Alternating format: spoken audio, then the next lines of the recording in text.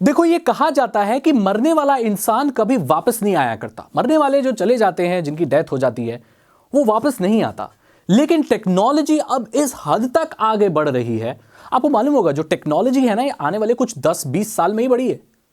उससे पहले टेक्नोलॉजी की स्पीड इतनी नहीं थी। अब आप देख रहे हो तो टेक बहुत स्पीड में आगे बढ़ रहा है। 2001, 2002, 2003 में कंप्यूटर भी घर में होना एक बहुत बड़ी बात हुआ करती थी। लेकिन आजकल आप हर घर में एक कंप्यूटर देखेंगे। अब मुझे बोलेंगे सागर भाई, हर घर में कंप्यूटर आज भी नहीं है।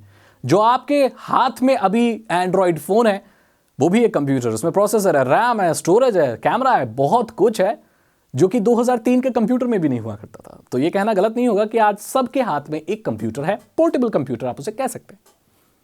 तो टेक्नोलॉजी अब इस हद तक आगे बढ़ गई है कि मरे हुए लोगों से, जो ऑलरेडी मर चुके हैं, आप उन्हें फिर से जीवित कर सकते हैं और उनसे बातें कर सकते हैं। जी नहीं, उनमें जान नहीं फूकनी है। आपको मैं कोई मतलब तांत्रिक बनने के लिए नहीं बोल रहा हूं। हालांकि मैं ऐसी बातें करता हूं मिस्टीरियस नाइट्स में, मेरी एक अलग सीरीज है, लेकिन यहां मैं फिलहाल ये बात नहीं करने वाला हूं। ये एक टेक का चैनल है, राइट। तो यहां पर माइक्रोसॉफ्ट कंपनी, जो कि बहुत बड़ी कंपनी है, उसने एक पेटेंट रजिस्टर करवाया है, जो कि ये क्लेम करता है कि एक ऐसा आर्टिफिशियल इंटेलिजेंस का चैटबॉट तैयार किया जाएगा जो कि एक मरे हुए व्यक्ति को रिप्रेजेंट करेगा और आप उससे उसी तरीके से बात कर सकते हैं जिससे वो मरे हुए इंसान से आप, मतलब जो जिंदा था इंसान तब उससे आप करते थे। तो मुझसे सवाल यही पूछा जाएगा सबसे पहला कि ये पॉसिबल कैसे है। जब इंसान की डेथ हो गई है तो आप उसे कृत्रिमिक रूप से एआई के थ्रू कैसे बना सकते हैं। मैं आपको बता दूं, आज की दुनिया में हर इंसान डेटा जनरेट करता है।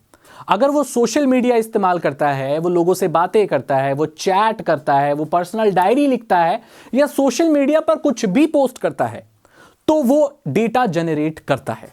और डेटा का मतलब उस इंसान के बारे में सारी जानकारियां होती हैं, चाहे वो निजी जानकारी हो, चाहे उसकी व्यक्तिगत जानकारी हो, चाहे उसकी पब्लिक जानकारी हो।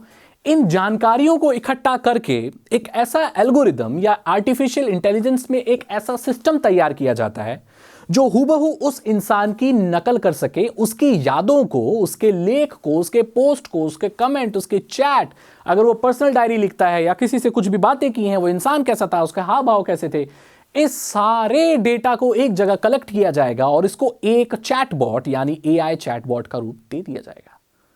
तो अगर आप इस चैटबॉट से चैट करेंगे तो वो रिप्लाई ऐसे ही देगा चैटबॉट जैसे वो इंसान देता। सपोज कोई इंसान बहुत भला इंसान है, धार्मिक इंसान है, और आपने उससे बहुत सारी बातें की हैं। अब एक इंसान एक आदमी से तो बात करता नहीं है, राइट। ऐसा नहीं है कि मैं हूं तो मैं अपनी जिंदगी में एक ही इंसान से बात करता हूं।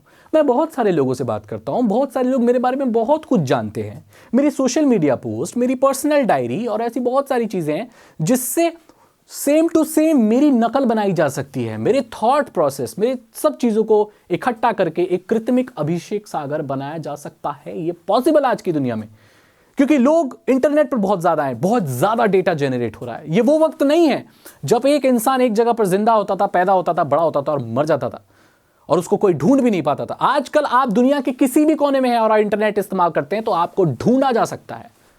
तो इसका मतलब आप छुपे हुए बिल्कुल नहीं हैं और आपके बारे में इंटरनेट जानता है, बहुत ज्यादा जानता है आपके बारे में। अगर इंटरनेट कोई जीव होता ना, या इंटरनेट का खुद का दिमाग होता, तो मैं आपको दावे से कह सकता हूं कि इतना आपके परिवार वाले भी आपको नहीं जानते होते जितना इंटरनेट जानता। तो इसका मतलब आपका डेटा इंटरनेट पे है। उसी इसको इस्तेमाल करके एक एआई चैटबॉट बनाया जाएगा और उससे आप बात कर सकते हैं। जैसे अगर कोई इंसान, हमारे बूढ़े बुजुर्ग हैं, उनका डेटा हमारे पास है, वो किस तरीके से बात किया करते थे, उनकी क्या सोच होती थी, किसी व्यक्ति के प्रति या किसी टॉपिक के प्रति उनकी क्या राय हुआ करती थी, उन राय को हम एक सिस्टम में डाल सकते हैं और आगे अनंत काल तक हम उनसे बातें कर सकते हैं। देख सकते हैं आप, डार्क हो गया, क्योंकि ये चीज ही इतनी डार्क है, इतनी डेप्थ है इसमें। इससे क्या नहीं हो सकता, इससे बहुत कुछ हो सकता है। मैं आपको बता दूं, इसको 3 कदम और आगे ले जाया जा सकता है जब टेक्नोलॉजी आगे बढ़ेगी। आपको पता है ना, होलोग्राम होता है, एक होलोग्राम होता है जिसमें लाइट कुछ इस तरीके से बेंड की जाती है कि हमें खड़ा हुआ इंसान दिखता है, हालांकि उसके आर पार आप जा सकते हैं। साइंस फिक्शन मूवीज में आपने देखा होगा। एक ऐसी मूवी भी थी, मैंने देखी थी, जिसमें एक लड़की अपने मरे हुए बॉयफ्रेंड को फिर से जिंदा करती है। वो एक ऐसा एआई बनाती है, एक ऐसा होलोग्राफ बनाती है। तो अगर इसको 3 कदम आगे ले जाया जाए तो हमारे जो व्यक्ति जो हमसे प्यार करते थे, जो हमारे लव्ड वंस थे, हमारे बुजुर्ग थे, हमारे दोस्त थे, जो इस दुनिया में शायद नहीं है, हम उनका एक कृत्रिम रूप बना सकते हैं और उनसे बैठकर हम बातें कर सकते हैं। ये हो सकता है। तभी तो माइक्रोसॉफ्ट ने इसका पेटेंट रजिस्टर करवाया है। माइक्रोसॉफ्ट कोई पागल कंपनी नहीं है, वो ऐसे ही इतने आगे नहीं पहुंची है। हर घर में एक कंप्यूटर में उनका ऑपरेटिंग सिस्टम मिलेगा आपको, विंडोज। मतलब कंपनी बड़ी है, उसका दिमाग है, एक से एक चालू लोग हैं वहां पर, और ये पेटेंट रजिस्टर हुआ है। तो मैं ये कह सकता हूं दावे से कि आगे आने वाले वक्त में ऐसा भी होगा कि मरे हुए इंसानों को वापस जिंदा किया जाए। ऐसे महान लोग जिन्होंने बहुत सारी किताबें लिखी हैं, अपनी राय दी है, अपनी सोच बताई है, उनको एक कृत्रिम रूप दिया जाए। ऐसा भी हो सकता है कि महात्मा गांधी जी से आप बात कर पाएं।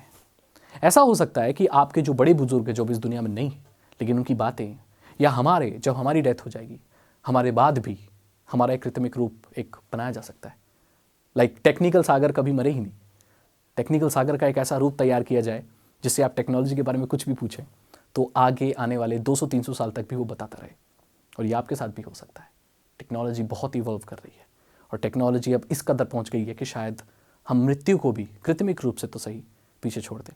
हालांकि मृत्यु एक ऐसा सत्य है जिसको आप नकार नहीं सकते। जिसका जन्म हुआ है उसे एक दिन मरना है। हम सभी को एक दिन मरना है। हम सभी इंसानों का जन्म हुआ है और हम कुछ सालों में मर जाएंगे, ये सत्य है। लेकिन टेक्नोलॉजी शायद इसको कुछ हद तक पीछे छोड़ दे। ये वीडियो आपको कैसी लगी, ये आइडिया आपको कैसा लगा, मुझे ज़रूर बताइए। आप इसके बारे में क्या सोचते हैं, अपनी राय ज़रूर दीजिए। टेक्नोलॉजी के बारे में आप कुछ भी जानना चाहते हैं, कुछ भी, वो आप कमेंट कर सकते हैं। उसके ऊपर मैं आपको जानकारी दूंगा, या अगर मुझे नहीं पता होगा तो हम उसके बारे में बात कर सकते हैं, राइट। और इसीलिए मैंने ये चैनल बनाया है। अगर आपको ये वीडियो अच्छी लगी तो इसे लाइक करें, अपने दोस्तों के साथ शेयर करें। साइबर सिक्योरिटी और इथिकल हैकिंग में इंटरेस्ट है, अगर आप एक इथिकल हैकर बनना चाहते हो, एक स्किल डेवलप करना चाहते हो, ज़्यादा पैसे देने की ज़रूरत नहीं है। सिर्फ 299 रुपये में मैं आपको इथिकल हैकिंग सिखा दूंगा, जो गैरकानूनी नहीं, लीगल हैकिंग होगी, जिसे सीख कर आप किसी को भी बोल सकते हो कि आप एक इथिकल हैकर हो, हिंदी भाषा में, सिर्फ 299 रुपीज़ में। डिस्क्रिप्शन जरूर चेक करें। अगर आपके पास पैसे नहीं है या आप इथिकल हैकिंग सीखना नहीं चाहते, कोई बात नहीं, जब हो पैसे तब सीख लेना। फ्री में ज्ञान चाहते हो तो मेरे चैनल को सब्सक्राइब करो, बेल आइकन को प्रेस करो। कोई पैसा चार्ज नहीं करता मैं आपसे, फ्री में ऐसी जानकारियां टेक्नोलॉजी के बारे में देता रहता हूं। मैं मिलता हूं आपसे अगली वीडियो में। Thank you so much and good bye.